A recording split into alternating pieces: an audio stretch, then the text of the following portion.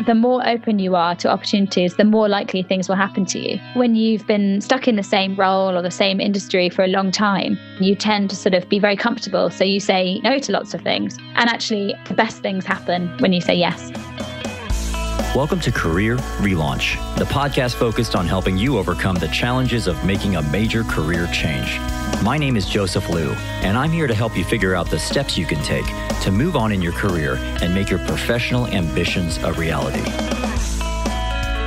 In each episode, we'll be speaking with people who have an inspiring career story to share, learning from the brave leaps they took to pursue something new, and helping you find the clarity, confidence, and courage to make your own brave decisions that improve your career and life.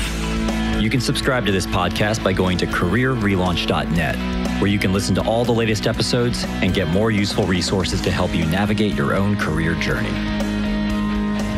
Today, my guest is going to talk about relaunching her career from being an agency account director to becoming a set designer. We'll talk about the importance of meeting all sorts of people and saying yes. Afterwards, during today's Mental Fuel segment, I'll wrap up with a few thoughts on being open to opportunities even when they're not completely perfect. On today's show, I'm speaking with Polly Aspinall. Having spent 7.5 years working in an agency as a creative director and account director for brands such as Johnny Walker, the BBC, ASOS, Smirnoff, and H&M, she recently made the leap to become a set designer for TV and film, window dressings, photo shoots, and interior design. She spoke with me from her home in London, England.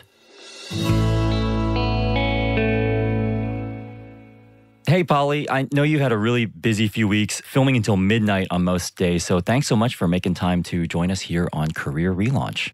No problem. Happy to be here. Can you start off by just telling us a little bit more about the work you do as a set designer?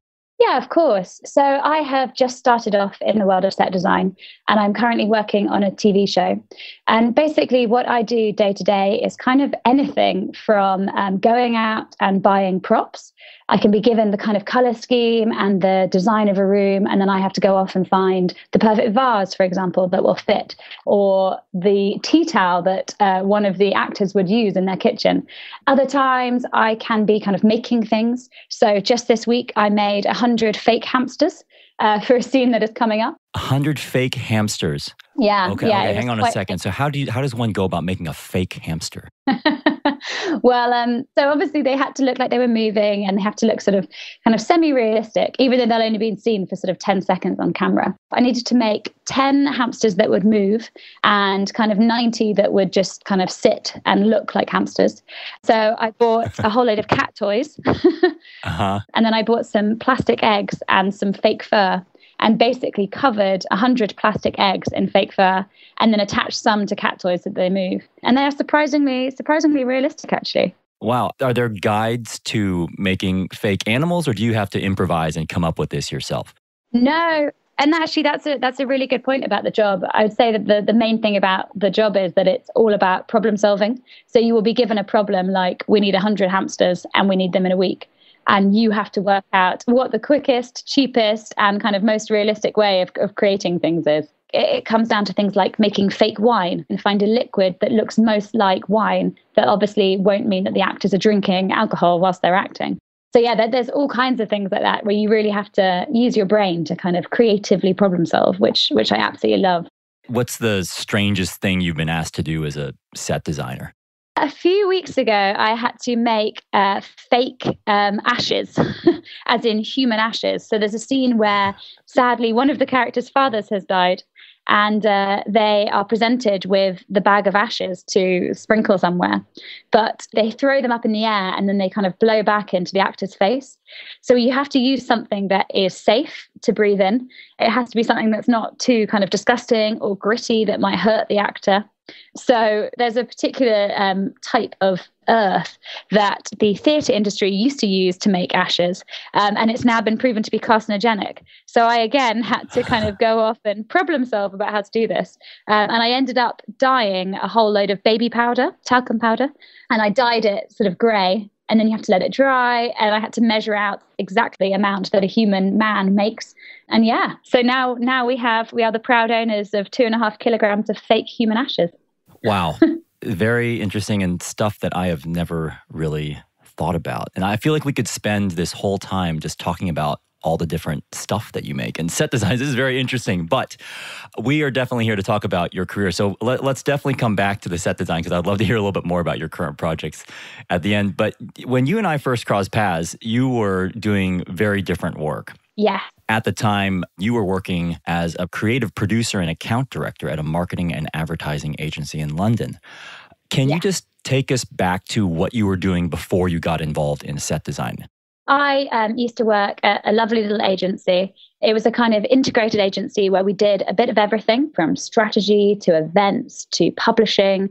We even kind of created and developed a few mobile phone apps. I'd actually been there for 7 years, and I had, being such a small company, I'd kind of done a bit of everything. So I dealt with clients on a daily basis. I wrote strategies. I came up with the ideas for campaigns, and then I actually produced them. So it was a background that kind of taught me to do a lot of different things and to be very kind of chameleon-like and to sort of become an expert in something very quickly. But it was very much focused on the world of kind of marketing and advertising. And our main clients were alcohol brands. So I spent a lot of time kind of talking about nightlife and cocktails and things, which was really, really interesting. But I got to a point where maybe it was kind of starting to not challenge me as much. Can you just tell us a little bit about how you started to realize that you weren't being challenged and you weren't growing, or that you were stagnating? So I did architecture at university. When I left university, I was sort of searching around for what I wanted to do. And I found this amazing agency, and I kind of never looked back because it just took me on this whirlwind, and I learned so much, and I loved the people, and I found out that I was quite good at what I was doing, which was kind of intoxicating. But I think I sort of looked up after probably about 4 or 5 years and thought, this is great. But actually, if I had sat down and thought, what do I really want to do? Would this be it? And I think I kind of started thinking back to my more creative, more design roots and more about creating spaces and places. And I really started to kind of hanker after that. I sort of realized that the world of marketing and advertising, although I loved it, it probably wasn't my first love, as it was. I think I really felt this need to try something different. And you mentioned something that being good at it was sort of intoxicating. So obviously you were good at your role. Can you take us through what it was like to walk away from something that you knew you were pretty good at, but maybe wasn't something that your heart was in? So it was about this time last year that I handed in my notice. But it took me a good 6 months to kind of come to the conclusion that I should. And I have to say, it was pretty terrifying because walking away from a place you love, the people you love, a lot of my friends in different industries complain about their jobs a lot and are day to day quite unhappy in their work. And I had never once been unhappy in my old job. I was very lucky. So compared to most people, a lot of my friends sort of said, why are you doing this? You already have the perfect job. And, it was sort of the perfect job. And also, not to mention walking away from being paid quite well into a kind of unknown abyss of of being very junior again. Yeah, it was really scary. Telling my boss, who had been my mentor as well, was also somewhat terrifying. Do you remember the moment when you finalized your decision that now is the time to go? I found a course at Central St. Martin's, which was actually in set design, and it was a week-long course, and it didn't cost a huge amount. So I took a week's holiday and did the course, and I said to myself, by the end of this week, I will know if I really love this and if I should do it, or if if actually I hate it and it's going to be a whole load of sort of drudgery to get there. And I did the course and absolutely loved it. So on the Friday night, I just thought, Monday morning, I'm going to do it. It was a pretty emotional weekend, actually. I mean, I sound like such a baby, but I spent the whole weekend kind of on and off crying. It was like going through a breakup. Oh, wow. Yeah. What do you think was making it so emotional? I think because my old agency was such a sort of small team and I've been with them for such a long time. It was like a family. Because the world of set design is entirely freelance, it's not like I was leaving to go to a permanent job. You leave to basically put yourself out there. It was also probably quite terrifying. Okay, so you make the decision, you resign. What were the next few weeks like for you? Can you just take us through your new life and how you started to build your new life as an independent freelance set designer? So when I handed in my notice, I had a 3-month notice period. But then after that, basically because of staffing and kind of capacity issues at work, they actually asked me if I could stay for another couple of months until Christmas and kind of go down to 2 or 3 days a week, on which the sort of other days I could do kind of set design work. And actually that was sort of the perfect launch pad for me, because it gave me kind of half a week to go off and meet people, do work experience. So I basically started by making this huge list of people I knew who knew other people. I stalked a lot of people. Uh-huh. I would watch TV shows, find out TV shows that I loved, find out who the designer was, and then basically send them an email and kind of say, hi, I'm now free. And I did a lot of free work experience for people. So I basically said yes to everything. So I worked on theatre things. I went in to watch a TV show being filmed for kind of a couple of weeks. So I basically, by Christmas, I got a whole load of experience and a whole load of meetings with various people under my belt, which sort of set me up really nicely for the moment that I sort of left work permanently. So yeah, that's what I was doing, making lots of contacts. What do you think was the toughest part of recreating your life as a set designer? As a freelancer, you are continually looking for the next job. And therefore, it really relies on you being very, very proactive and also very good at networking. And networking was never, ever something I ever prided myself on. I think I'm naturally quite shy. I do find putting myself out there and meeting new people quite terrifying. And obviously at the beginning, it was all that, I didn't know any of these people and I had to sort of just put myself out there. And I think as well, combined with that, there's the sort of moments when you write a really well-crafted email, or you call someone, or you have a coffee with someone, and then you never hear back from them again. Right. And, you chase them a few times. And I've realized now that happens. You have to send 20 emails to get one response. Coming from a world where I spoke to clients all the time and clients have to call you back, that was probably one of the toughest parts. The rejection combined with constant, relentless networking on your own behalf. I think when a lot of people talk about networking, they're thinking about going to an event with a name tag that says, hi, my name is, with a wine glass in one hand and you're shaking hands with the other, which can be really, really terrifying for people. Yeah. How did you get through that period? Because it sounds like you don't love networking, and yet at the same time you were doing it. What kept you going? For every few rejections, I would get a real breakthrough. One memorable breakthrough was I went to go and see an incredible exhibition at the V&A. And I came out and I just thought the design was wonderful. So I I researched the guy that had designed it. And he's won awards for films. And he was this complete hero and sort of idol of a man. And I wrote to his agent and I actually met up with him for coffee. And I'm now in quite regular email contact with him. If I was going to aspire to be anyone and, realistically never get there, he would be the person. So I think victories like that really kept me going through the kind of rejections, I guess. Is there anything in particular that you've learned about networking that you think would be valuable for someone to hear if they are struggling with trying to figure out how to get started with networking? Meet up with everyone that you can, in the sense of sometimes a friend would say to me, oh, you should meet this person. And at the time I'd think, are they really relevant? They're in theatre, or they have nothing to do with the world of set design. But actually, I think everyone you meet has an interesting story. You never know what connection they might make. And also, it's just quite interesting to meet all different types of people. So I think meeting up with everyone that you have the opportunity to is really, really great. And the other one is always say thank you. When people kind of give you their time, whether it's an email or a coffee, I'm always very, very careful to kind of obviously thank them lots at the time, but also to always follow up and say thank you. A, because it's obviously a great way to get back in contact, but B, because I just really am very, very grateful. And one day, if I sort of do get somewhere in this industry, I will very much do the same for other people kind of starting out in the industry. And I think it's quite important to kind of keep that circle going. One of the questions, or I guess one of the skepticisms I get from people who are trying to change careers is this idea of having to deal with starting over. When you were approaching these people and describing the fact that you wanted to get into set design, even though you hadn't really done it professionally before, what was the reception like amongst those people? Actually, one thing that I continue to get, even now working on the TV show I'm working on now, is people saying, why are you leaving the well-paid world of advertising for TV? mean, people can't believe it because I think a lot of people go the other way. So, they work in TV for sort of 10 years and then they move into advertising. So there's a lot of people kind of saying that, some sort of more kind of mentor type figures in set design saying, well, it's really great you want to do this, but are you sure? Are you sure you don't want to stick with what you're doing? But people have been generally quite receptive. I think what people find quite hard with me is that because I've worked for, 7.5 years and I'd got to a relatively senior position, I think people find it really hard because technically I should be in a really junior role, but they feel, I don't know if they feel guilty or they feel like they're not using me properly if they put me in that, because they can't give me a senior role because I don't have the experience. So I've actually had to really battle and say, I am very, very happy to be junior, I promise.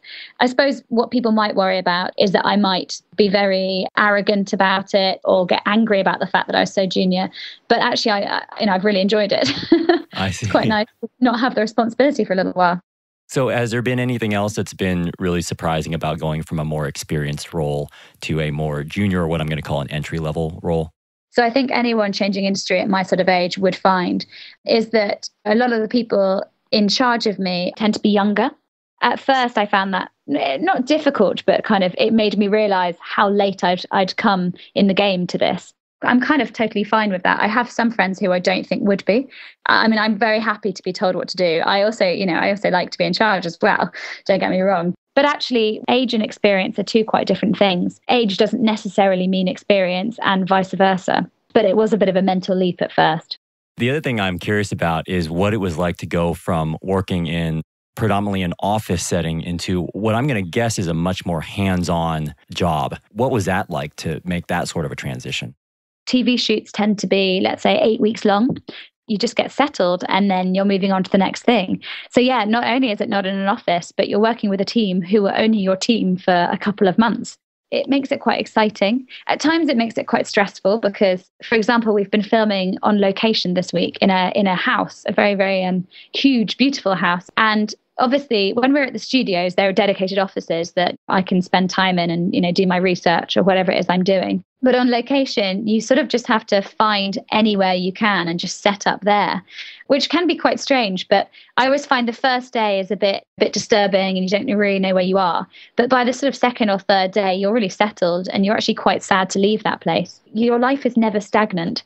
And it does mean that the days and weeks go in a good way. They go a bit slower. Because I did find that working in the same job for such a long time, I would look up and a whole year would have gone past. Whereas actually the last 2 months have gone very, very slowly, but in a very good way because I've just learned so much and seen so much and heard and met so many people. It sort of puts a necessary sort of jolt of electricity into your life, which is great.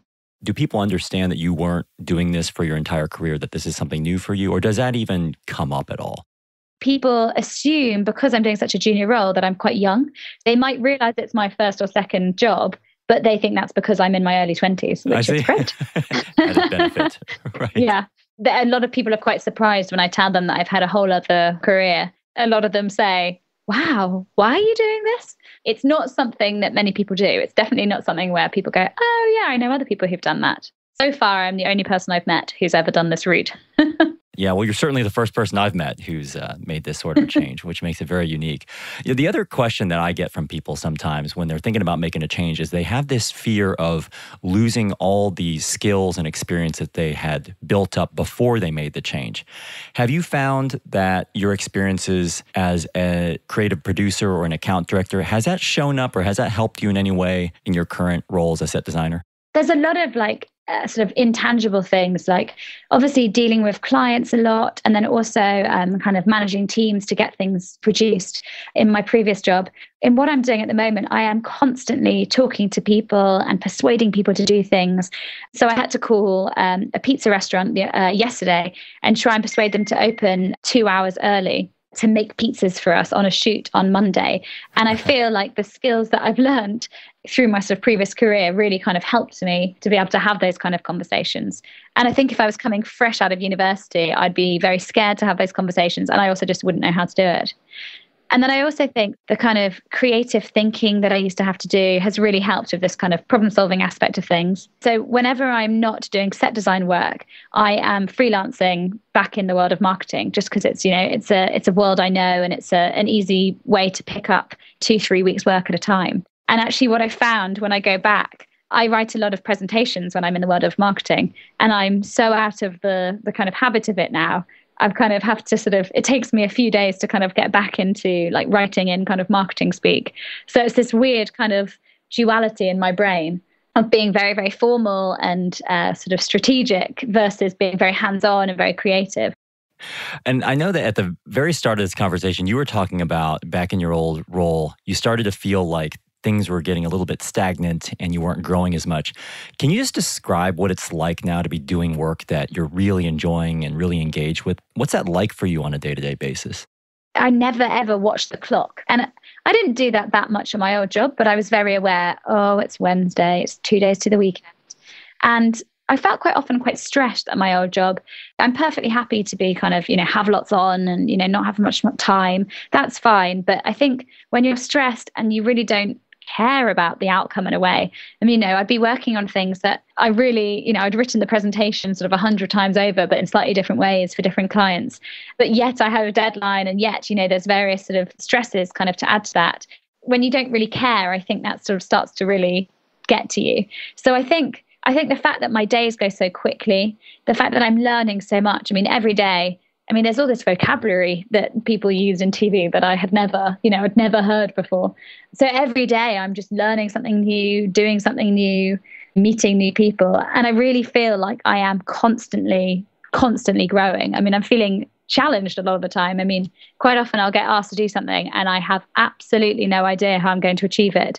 But my brain is never kind of asleep. It's exhausting, but it's really great. I feel like I'm in flow, to use one of those sort of business terms. Very cool. The other thing I was wondering about is whether or not this new life that you have for yourself, this new professional life, has that had any sort of impact on the rest of your life at all? And if so, what impact has it had? A couple of my friends simultaneously to me, there's about 4 of us who all kind of sat down about a year ago and said, we like our jobs, but we're not that happy. Let's make a change. So actually, we've all changed jobs. So amongst them, it's really great because we can kind of compare notes and say, this is really hard, this is great, etc. But I think amongst my friends who are still doing the same thing, in a sort of friendly way, there's a bit of jealousy in a kind of, oh, you're so brave, I can't believe you're doing this. I wish I could be brave enough to do it. That sort of thing. But yeah, I think generally the reaction amongst my sort of friendship groups and my family has been very, very positive. And the final question I've got for you before we start talking a little bit more about your current project is, what's the best career advice that you've ever received? This is something I was sort of doing unconsciously, and then someone said it to me and I was like, this is the best thing, which is basically saying yes to everything. So I've heard it being called an opportunity mindset before. Basically, once I handed in my notice, every single opportunity, every single meeting, every single bit of work experience, I said yes to. And I found myself in some very weird places, being invited to some very weird lectures and parties and to meet some very random people. But actually, every single thing has led to something. So I think the more open you are to opportunities, the more likely things will happen to you. And I think when you've been stuck in the same role or the same industry for a long time, you tend to sort of be very comfortable. So you say no to lots of things. And actually, I think the best things happen career-wise and sort of life-wise when you say yes. Just to wrap up today, so let's go back to talking a little bit about fake hamsters and ashes and things like that. So can you just tell us a little bit more about your current set design projects? I understand you're working on a sitcom right now. So I'm working on episodes, the American sitcom, which is mainly filmed in the UK. That comes to screens, I believe, either the end of this year or the beginning of next. And that's been a really, really exciting project. I really feel like I've landed on my feet, that being my first proper set design job, because it's a very big team. And there's a big art department team, which is what I'm part of, which is great because there's lots and lots of people to learn from and lots for me to do, which has been really, really great. I'm a double role again, very hybrid person, always. I'm the art department assistant and I am a buyer. So basically, the art department assistant part means that I am available to do anything. So sometimes I do a bit of food styling. Oh, right. That is not easy. Yeah, it's weird. I thought I was terrible at it, but I've been asked again and again to do it. I mean, the irony is I'm a terrible cook, but apparently I can make food look good. That's fine. Also important. Yeah, exactly. So yeah, and making props, and then also being available on set to kind of run on and do things and kind of make sure that continuity is always preserved. And then the buyer side of my role is what I was talking about earlier, where I'm sort of briefed to run off and buy a prop. And then sort of assisting, there's a senior buyer who's been in the business for years, and sort of assisting him to buy the big pieces, like huge bits of furniture and carpets and lamps and things like that. So it's been a very varied role. And is there something that you've learned about set design that you never fully appreciated or just never really noticed as a passive viewer before you got into this industry? I think it's probably the amount of care and attention that is given to the details. If there's a scene that takes place in an office and there's a notice board with lots of notices on it, the casual viewer they probably wouldn't even notice that. But the secret is that every single notice on that notice board has actually got copy on it, and that copy is relevant. So someone will have sat in an office and thought about, what will be on an office notice board? There's probably some takeaway menus. So I think the level of detail, and even down to, for example, when I'm doing the food styling, if I have to prepare a salad, I have to research what kind of fruit and vegetable you can get in that particular part of the US. I can't put something in that they wouldn't eat, or the actor would never eat because he loves meat. Why would he ever have a vegetable salad? That kind of thing. I think it's the level of thinking that goes into every single detail, and details that 99% of people will never notice. But if they were missing, they would. Very interesting. Gosh, I could talk about this all day, but I'm going to let you go here. So if someone's looking for help with set design, either for TV or film or photo shoots or interior design, how can they find you and contact you? So if you go to my website, which is pollyaspinall.com, that's the best place to find out more about me. And on top of that, my LinkedIn profile is also very detailed. Well, thank you so much, Polly, for taking time out of your busy schedule to speak with us and share your thoughts on the power of networking and how you went about creating your new life, this idea of the opportunity mindset, and also just a glimpse into the fascinating world of set design. So I'm going to keep an eye on those fuzzy hamsters next time. So thank you so much for your time, and congratulations on the new role. Brilliant. Thank you very much. It was a pleasure. So I hope you enjoyed hearing Polly's thoughts on the impact of meeting new people, being open to opportunities, and being okay with starting over. Now it's time to wrap up with today's Mental Fuel, where I'll be sharing my own thoughts on saying yes to imperfect opportunities. This is the part of the show called Mental Fuel, where I'll finish the show with a brief personal story related to one of the topics we covered today and wrap up with a simple challenge that'll hopefully benefit you during your own career transitions. So for today's Mental Fuel, I'm going to leave you with a few closing thoughts on something Polly touched on, which is being open to opportunities. And I want to talk specifically about saying yes to opportunities that aren't 100% perfect. So I would say that I'm a fairly picky person, pretty much with everything. I think most people who know me well would probably agree with that statement. Whether it's something completely trivial like where to eat when I'm traveling or picking out a pair of running shoes, or something more significant like where to live or the people I choose to spend time with in my life. I'm probably more selective than the average person. So you can imagine that when it comes to my career, which is a big part of my life, I have this tendency to be even pickier, which I would say doesn't always serve me well. I remember when I was working at a consumer goods company, and I made it clear to my managers and my directors that there were certain brands within the company that I just wouldn't want to market. Anyway, I'm fairly certain that this made it a little bit harder for the higher-ups in the organization to find appropriate roles for me as I was working toward getting promoted. And it probably had a negative impact on my internal marketability within the company. So more recently, after I left the corporate world to start my own career consultancy, I tried to take a really different approach, one that was much more in line with what Polly had suggested, which is to basically say yes to every opportunity that came my way.